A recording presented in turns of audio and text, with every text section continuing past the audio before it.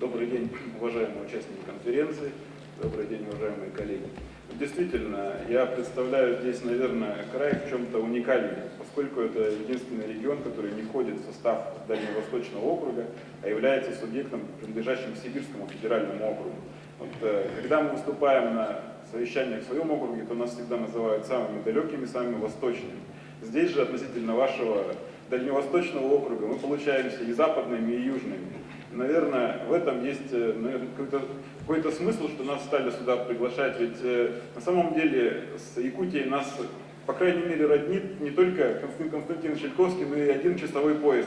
Так что теперь, наверное, будем синхронизировать часы вместе. О чем хотел бы поговорить? Ну, во-первых, поскольку я не из Дальневосточного округа, хотел бы поподробнее рассказать о нашем крае. Забайкальский край – это один из молодых новых субъектов Российской Федерации. Образован был всего лишь в 2008 году путем слияния Читинской области и находящейся в ее границах Агинского округа. Таким образом, регион сохранил границы Читинской области, но прирос населением, прирос каким-то потенциалом, который входил в Агинский бурятский автономный округ. Общая площадь края 431 тысяча квадратных километров. Это, конечно, несравнимо с Якутией, но зато сравнимо с крупнейшими европейскими странами, такими как Германия или Франция. Населяет край свыше 1 миллиона человек, плотность населения 2,54 человека на квадратный метр. На территории Забайкальского края находится 802 населенных пункта, административная столица – это город Чита. На территории края выделяют своеобразные природно-климатические зоны. Принято выделять центральный или Хилокско-Ингодинский район, юго-восточный, Шилкинско-Аргунский, и северный, Витимо-Алекминский. В центральном подрайоне сосредоточена половина обрабатывающей промышленности, но слабо развиты горнорудные отрасли. Здесь находится крупнейший промышленный центр, город Чита. Функция юго-восточного подрайона связана с сырьевой специализацией и развитием обрабатывающего производства. Северный район освоен слабо, но имеет большой потенциал в части горнорудного и топливно-энергетического производства. Также на территории края активно развивается лесная промышленность, присутствует машиностроение, промышленность строительных материалов, легкая и пищевая промышленность. Крупную долю в хозяйстве региона занимает транспорт, а именно Забайкальская железная дорога. Ну, естественно, поскольку мы говорим о возобновляемых источниках энергии, необходимо сказать о климатических особенностях нашего региона. Все-таки мы находимся южнее, чем Якутия, и солнечных дней у нас еще больше. По оценкам, продолжительность солнечного сияния в году составляет более 2000 часов. Это сравнимо с Черноморским побережьем, например, России. Да? Вот на карте такое представлено. Значит, в летние месяцы сумма солнечной радиации, которая приходит в день, составляет от 4 до 5,3 киловатт в час на метр квадратный. Это очень хороший показатель, и в принципе можно говорить о том, что солнечная энергетика должна быть в крае очень эффективна. Значит, гидрология края также активно представлена. Благодаря гористому рельефу в Забайкальском крае свыше 40 тысяч различных водотоков, но 98% из них имеют длину менее 25 километров. При этом есть достаточно крупные реки, это истоки Амура, это Шилка, это Анон, это Ингода, Аргунь. Всего 54 реки, которые протекают по краю длиной свыше 100 и свыше 500 километров. Общий объем стока всех рек Забайкальского края 103 кубических километров в год. Скорость течения до 2 метров в секунду, а в отдельные периоды скорость рек в летние периоды, скорость рек достигает 2,4 метра в секунду. Это, в общем, неплохие показатели, особенно в связи с тем, что реки имеют значительный уклон. Но казалось бы, все так радужно, но мне кажется, что нужно сказать и о тех проблемах, которые связаны с использованием возобновляемых источников энергии. Да, мы говорим, солнца много, солнце есть, солнце хорошо, но посмотрите, основной период солнечной активности, тогда, когда большая часть солнечной энергии падает на Землю, это летние месяцы. А энергия это нам в основном необходима, когда в зимние месяцы. А в зимние месяцы существенная проблема, что солнечный день до 8 часов. А в самые короткие дни это всего 6 часов. Соответственно, тогда, когда энергия больше всего нужна человеку, Солнце на Землю ее посылает. Но Солнце посылает нормально, Земля немножко не той стороной повернута в этот момент.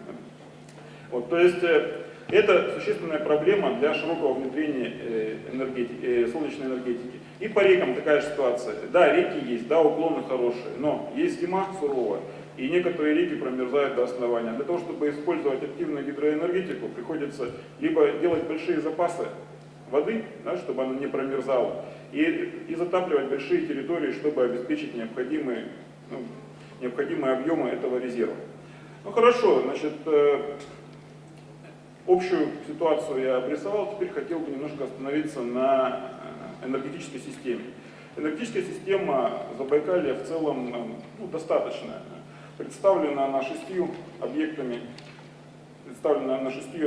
генерации, также линиями 220 киловольт, линиями 110 киловольт. Ну, линии 220 у нас 2, линии 110 киловольт у нас 54. То есть, в принципе, энергосистема достаточно. Она соединена с общей системой Российской Федерации и на Западе, и на Востоке. Могут быть при необходимости обеспечены перетоки и более дешевой энергии гидрогенерации из Иркутской области. И, в принципе, возможны перетоки из гидрогенерации из Амурской области. То есть, все вроде бы нормально. Но при этом на территории края находится 18 населенных пунктов, которые не соединены с единой энергосистемой. То есть там, где у нас нет централизованного энергоснабжения. И, конечно, эти населенные пункты – это большая проблема для обеспечения их электроэнергией. Из них, по расчетам, для 11 сделано обоснование строительства линий электропередач для обеспечения централизованного снабжения на сумму порядка 3,5 миллиардов рублей. Для 7 населенных пунктов даже технически невозможно осуществить в разумных, скажем так, с разумными затратами энергоснабжения. Это связано с рельефом местности. У нас достаточно гористый рельеф. Вот. Ну хорошо, что же в таком случае, какой же выход можно предложить из этого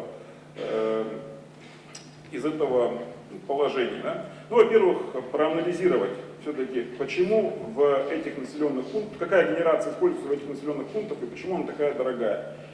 Все докладчики на сегодняшнем заседании уже неоднократно об этом говорили. Основная затратная часть генерации – это стоимость доставки дизельного топлива и стоимость его доставки.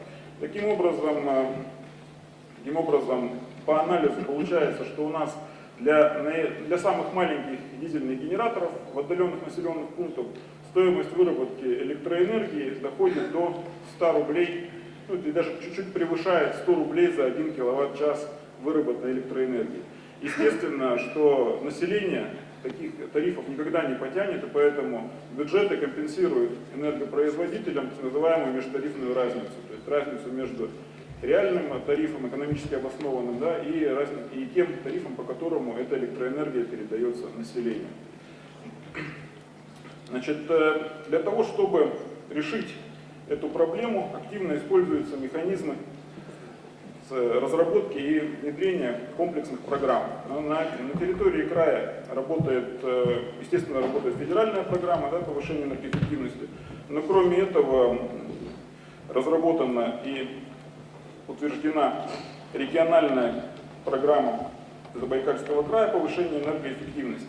И одной из составных частей этой программы является как раз подпрограмма внедрения возобновляемых источников электроэнергии. Вот на примере одного из населенных пунктов я бы хотел рассказать о некоторых экономических параметрах этой программы, мероприятия этой программы. Для примера и в качестве пилотного был избран населенный пункт Минза, который находится на юге Чекойского района. Это охраняемые территории, это территории, скажем так, очень самобытной культурой и очень богатой природой. Ну, достаточно сказать, что там в реках можно поймать тайменя, а говорят, что еще недавно можно было поймать осетра. Вот, значит, реальная имеющаяся на данный момент стоимость производства там электроэнергии на основе дизельной электростанции составляет 73 рубля за киловатт-час электроэнергии. Естественно, что продается она по 4 рубля, грубо скажем. Вот. Предполагается, что для того, чтобы решить эту проблему неравномерности выработки и потребления солнечной энергии, будет создана комбинированная электростанция, которая содержит в себе как солнечные батареи, так и аккумулятор энергии и дизельную электростанцию.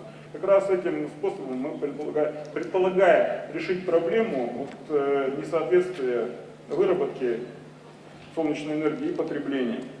Значит, суммарная стоимость создания такой установки на мощность 180 киловатт составляет 86 миллионов рублей. Вот, оборудование, которое будет производить эту электроэнергию, предполагается поставить на условиях лизинга. Таким образом, затраты бюджета на строительство этой электростанции будут, ну, скажем так, не так велики. Возврат лизинговых платежей предполагается осуществить за счет сохранения того тарифа, который сейчас существует для населения, и того объема компенсации затрат, который сейчас фактически несет бюджет. Но опять же, не полного сохранения, а все равно с выделением какой-то части, которая пойдет именно уже на экономический эффект для региона. Таким образом, предполагается установить меру компенсации, стоимость электроэнергии 69,6 рублей за киловатт-час, вот, а после окончания лизинга 16 рублей за киловатт-час. И таким образом реализация этого проекта снизит нагрузку на бюджет края на примерно 13 миллионов в год. Этот проект предполагается начать в 2014 году, основные работы проводить в 2015 году и привлекать средства как краевой программы, так и рассмотреть возможность средств федерального бюджета. Еще одним направлением, которое предполагается к развитию в Забайкальском крае, является строительство более мощных солнечных энергостанций мощностью до или свыше 5 мегаватт, которые стали бы резервными источниками электроснабжения для тех районов, которые, ну, скажем так, не имеют резерва.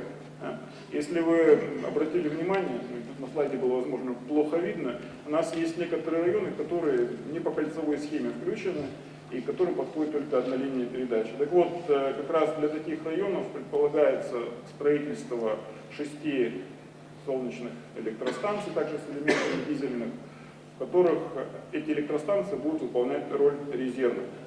Но для реализации поставленных целей у нас используется механизм государственно-частного партнерства. И начало этому механизму положено в заключении двухсторонних соглашений. Например, на данный момент заключено соглашение с ООО «Хевел», ООО «Avelar Solar Technology», которые будут заниматься как раз пилотными проектами в области строительства комбинированных солнечных электростанций.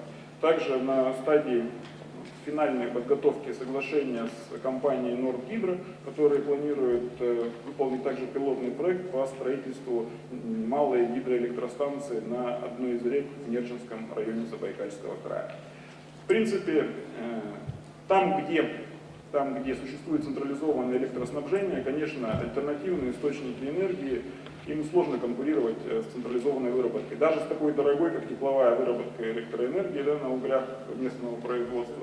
Но там, где у нас отсутствует централизованное теплоснабжение и имеется дизельная генерация, там использование альтернативных источников энергии, а именно для Забайкальского края это солнечная электроэнергия и, может быть, немного малая гидроэнергетика, является экономически оправданным, выгодным и должно привлечь в регион новые инвестиции для того, чтобы и люди заработали, и качество жизни населения улучшилось, ну и бюджету было как-то полегче справляться с всем этим. Спасибо за внимание.